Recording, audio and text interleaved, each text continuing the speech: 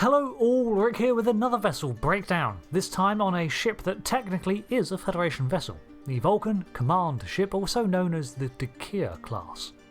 The Vulcan vessel was created by John Eves and featured in the finale of Season 1 and prominently during Season 2 of Enterprise as the Saleya.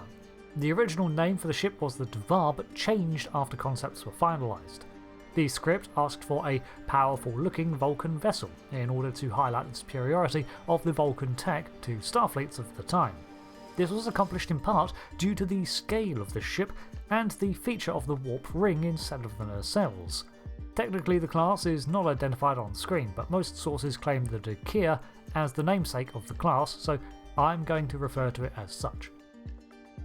In-universe, however, the exact launch date for the class is unrevealed, but it predates 2140, with it being commonplace by the mid-2150s alongside the smaller Surok class. The latter vessel type would go on to remain in service until the 24th century, which suggests that the Vulcans continue to maintain and merely upgrade their designs rather than create new ones. Alternatively, as one of the Federation founding members, it's also likely that over time they merely invested more in Starfleet ships, leading to their own designs falling off in favour of the commonly shared ones. The vessel was designed as a command cruiser, designated as such because of its multi-role purpose and typical placement at the head of a fleet. While the Vulcans sought to seldom engage in confrontation, the 22nd century saw a completely different Vulcan High Command than those we would come to know in later Trek. They were engaged in continual skirmishes with the Andorians and often responding to Klingon incursions. Exacerbating all this was the fact that their government had been compromised by a Romulan agent, inflicting incidents to keep the Vulcans off balance. So, for this reason, the Picard class was definitely a combat vessel. But Vulcans are still going to be Vulcans and natural explorers, so of course almost every ship they operated featured dedicated science suites, making it a dual-purpose starship.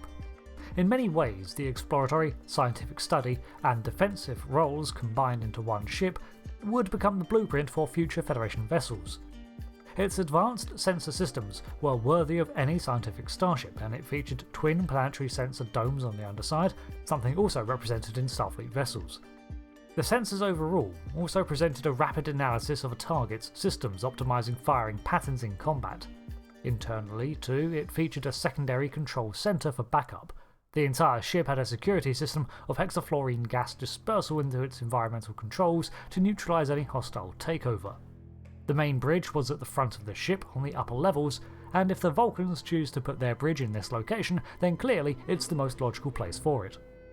It was crewed by 147 officers across 13 decks, making it a rather large ship for the era. The vessel was 600 metres long, making it massive for the time, although much of this was due to the warp ring. This made it about 282 wide and 75 tall, with the ring retracted. In warp formation, it was 225 metres tall. Its warp engines featured the preferred coleopteric Vulcan warp ring design, with the warp coils arranged in a circular shape. This allowed for higher warp speeds but less manoeuvrability when at warp than the twin nacelles. Although rarer, that form of drive still has its place even in the 24th century in combination with their matter-antimatter warp core. The Vulcan warp drive could reach speeds of warp 7, while being able to cruise between 3 and 4. This engine was widely noted as one of the most efficient in the local 22nd century powers, and it became a point of focus for many others. Some humans wished the Vulcans would share this tech, while Starfleet Command merely wished the Vulcans to shepherd humans into inventing their own. The Romulan Empire coveted the design and wanted to replicate them to give themselves an edge in the Romulan Earth War. This later issue meant that the Vulcan High Command did its utmost to keep the vessels away from Romulan conflicts to avoid giving them their desired data. On the downside, it meant that the Vulcans, allies of Earth, could not render more than token aid to Starfleet during the war. The warp ring was attached to gimbal joints, allowing it to be retracted into a horizontal state for protection when not in use. It had twin impulse reactors at the rear of the ship, and they were powerful enough for it to maintain a decent turn circle. Armaments included photonic weapons and 8 plasma-based particle beams. The photon torpedo launcher doubled as a probe launcher, and it was equipped with deflector shielding, something Starfleet lacked in the 2150s, and these were regarded as some of the best in that area. Only Andorian shields were of comparable effectiveness.